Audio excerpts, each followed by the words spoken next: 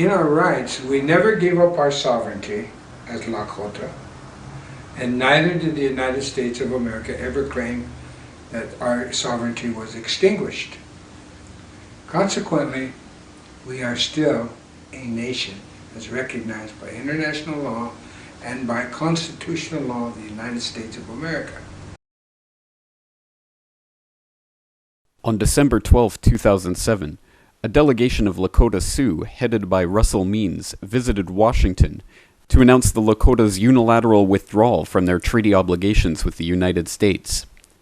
This created the world's newest country, the Republic of Lakotah, which comprises nearly 40 million hectares in the Midwestern United States, and includes parts of North Dakota, South Dakota, Nebraska, Wyoming, and Montana. Recently, Russell Means joined the Corbett Report to discuss this, the world's newest nation.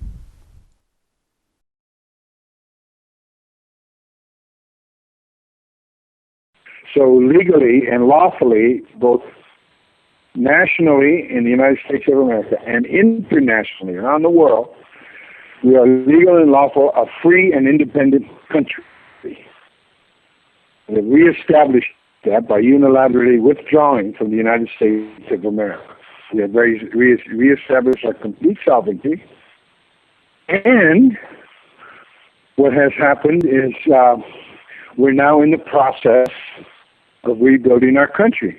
Fortunately for us, the United States of America is so racist, so anti-Indian, so anti-world, that they're ignoring us.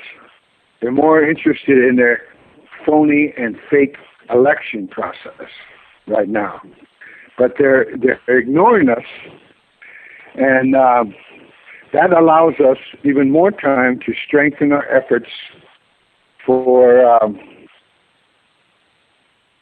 wind power, solar power, and geothermal power, so that we can have an energy basis for our nation. We're also in the process of attempting to structure our international bank. These and other projects are what we're hoping can bring about change for everyone, not only the Indian people in our country, but the non-Indian people, the white people who live in the Republic of Lakotah. We're going to benefit all. We're not going to have any income taxes, nor are we going to have property taxes, which in the United States and Europe is in most of the rest of the world is a stupid idea.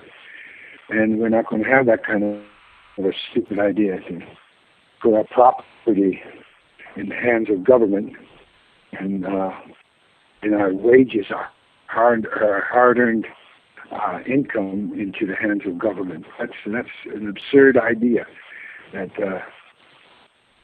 the money lenders of the world have come up with. So consequently, this is what the Republic of Lakotah is all about. So tell us about the international bank that you're structuring. Well, can't tell you much because we're in the process of structuring it. It's going to have private accounts, and it's going to be a depository for gold and silver, because eventually, if and when we do issue our own currency, our currency will be backed by gold and silver. It's very exciting news. Do you find support is growing among the Lakotah Sioux? Of course. People, once they find out, even colonized people, once they find out the truth about freedom, what it means, there's a simple axiom of freedom. And that's the first one. And that is when you are free to be responsible. That is the part of freedom that I love. You are free to be responsible. You don't have to allow your responsibility to be taken over by a government or a religion. You incorporate everything onto yourself. So you are the government, you are the religion, you are the individual who is free. And so we have what we taught the world about. We have true individual freedom through representative government. But you cannot have a government that works for all the people unless you have consensus. So you have to create mini states, or mini, and I mean micro mini control apparatus, which is what we say are neighborhoods. Neighborhoods are communities. That's small, and they are their own police, their own courts, their own jails if they want it, and they are their own cooperative, ruled by consensus, no disagreements. This is what, and we start at the neighborhood level. But we haven't been able to implement that yet because we're rebuilding our nation. But that's our goal, is to have a very true country of individual liberty through representative government.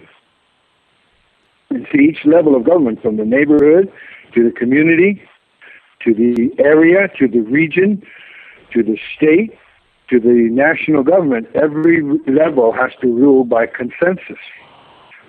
And it's much easier when you start at the neighborhood level. So what kind of provisional government do you have in place right now for the Republic?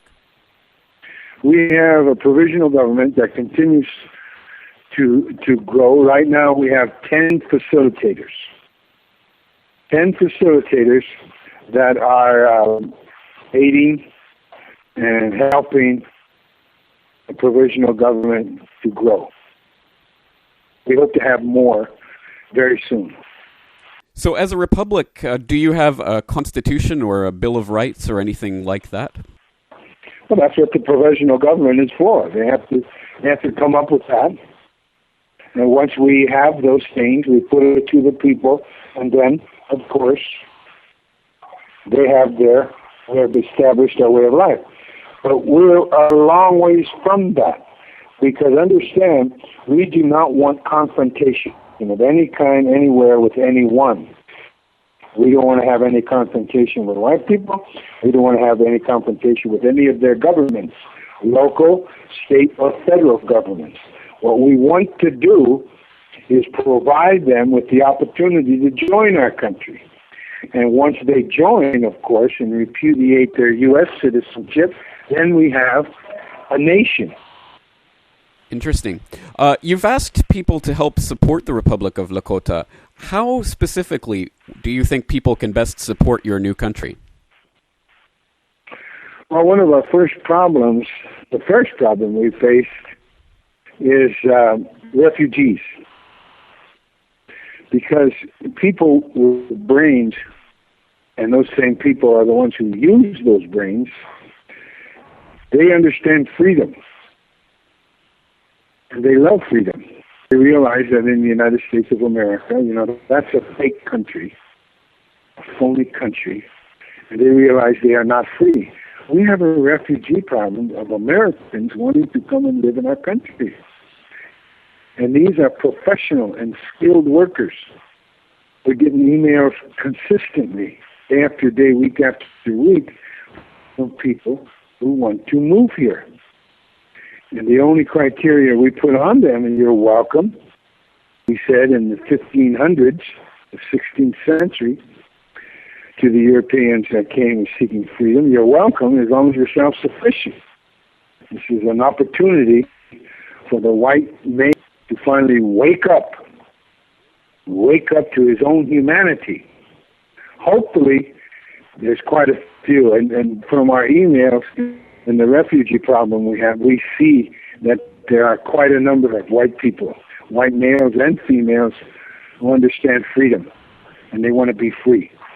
So they want to move away from America.